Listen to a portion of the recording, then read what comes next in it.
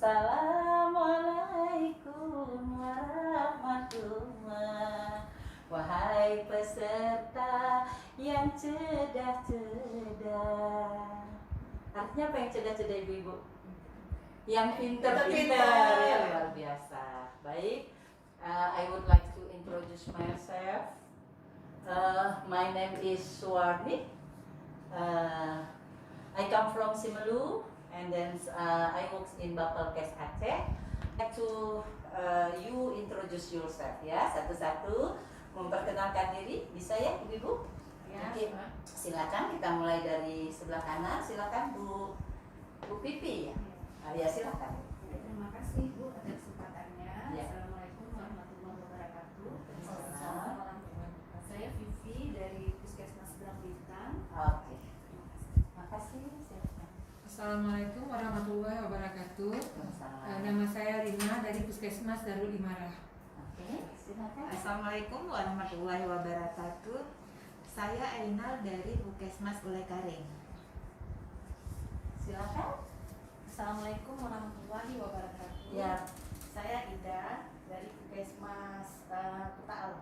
Ya, Widar Kota Alam ya. Ya, silakan. Assalamualaikum warahmatullahi wabarakatuh. Waalaikumsalam. Saya Fatmi dari Puskesmas Kumul Baranajaya. Kerung Barunajaya. Oke, alhamdulillah ya. Berarti ini semua ada di Kota Banda Aceh dan Aceh besar ya. Ya, teman-teman, sebelumnya kan sudah ada kita belajar tentang komunikasi resiko ya. Jadi pada pertemuan kita 15 menit ini kita akan membahas tentang strategi komunikasi resiko. Nah, untuk ini sangat bermanfaat nggak kira-kira untuk kita strategi ini kalau menurut Bapak Ibu semua? Bermanfaat ya. Kira-kira Bu Lima manfaatnya? Nah, mungkin kita bisa mempelajari bagaimana cara berkomunikasi dengan masyarakat, sehingga kita bisa mendapatkan info yang lebih banyak. Oke, bagus sekali ya. Kita terus Bu Lima ya kan ya, strategi komunikasi. Baik, kita lanjut.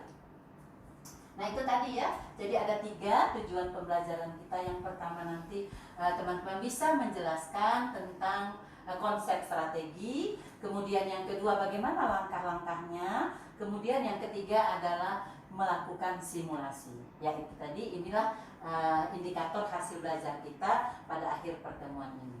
Baik, kita lanjut. Nah, apa sih strategi komunikasi resiko? Begitu saya katakan kata komunikasi, terbayang apa gitu ya? Ya, silakan berpikir dulu, kemudian tuliskan di sini. Silakan, apa menurut Ibu, apa komunikasi, apa strategi, silakan. Terserah. Yang terlihat yang terbuka. Ya, strategi, ya.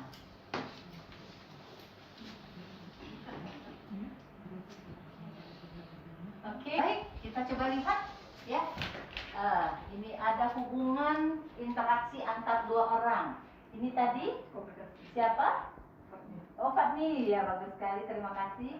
Yang kedua pendekatan. Saya Bu. Iya, pendekatan ya Bu Lina ya. Kemudian yang ketiga, strategi komunikasi resiko adalah pendekatan ke masyarakat, mengetahui informasi. Ini siapa? Oh, Bu Ainal, ya, terima kasih. Kemudian hubungan, komunikasi dan hubungan antar personal. Strategi adalah cara. Ini siapa? Oh, Bu Pipi, terima kasih. Dan adanya hubungan di masyarakat. Itu dari Bu Ida ya. Oke, terima kasih atas kita semua. Ya, slide kita selanjutnya. Nah, sebelum kita ke strategi tadi, kita tahu nih kemungkinan akan terjadinya suatu bahaya itu kan bisa macam-macam penyebabnya ya, teman-teman. Siapa yang bisa memberikan contoh misalnya untuk bencana alam selain badai pasir, apa bencana alam? Tsunami, longsor, bagus. Apa lagi? Angin kencang. Angin kencang, Banjir. banjir. Kalau penyakit menular? Corona sekarang. sekarang. Selain itu, ISPA, SARS, HIV.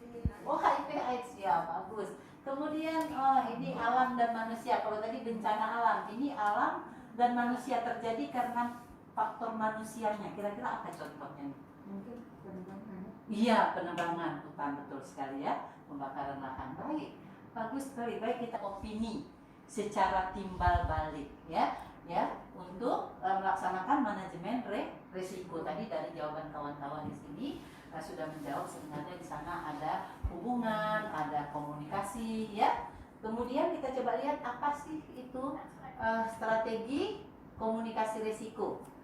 Nah, kita lihat di sini pendekatan, betul sekali tadi pendekatannya kita jawab adalah secara keseluruhan, jadi secara komprehensif, secara keseluruhan yang berkaitan dengan pelaksanaan komunikasi resiko. Ya, itulah dia tadi sedikit kita review kepada konsep. Baik, teman-teman semua, kita lanjut.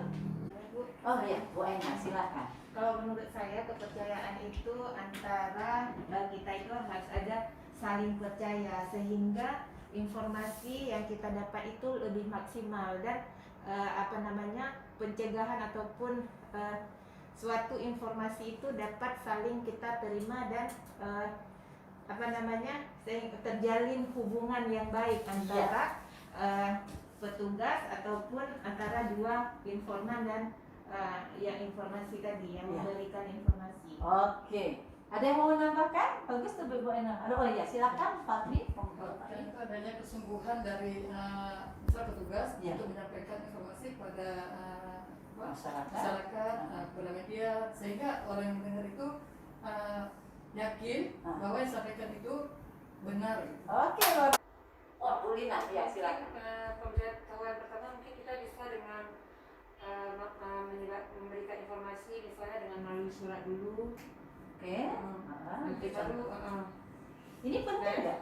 contohnya misalnya kayak vaksin ini kan ada kan pemberitahuan pertama dulu dengan masyarakatnya, kita mungkin memberitahukan kepada kepala desa nanti kapan akan dilaksanakan, jadi masyarakat bisa tahu kapan dia harus divaksin. Oke, bagus sekali Bu Lina ya. Nah, kira Bu Pipi. Mungkin kita di sini perlu sekali pendapat dan sikap masyarakat untuk agar kita tahu masyarakat itu percaya atau tidak terhadap pesan yang kita sampaikan, sehingga kita bisa membuat perencanaan untuk strategi yang akan kita laksanakan. Iya. Baik, betul sekali, bagus sekali ya.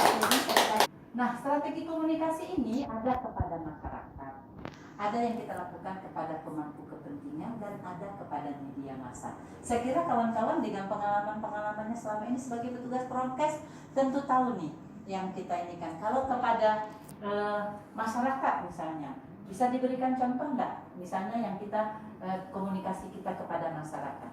Ada yang mau memberikan contoh? Bukan persiapan Mbak?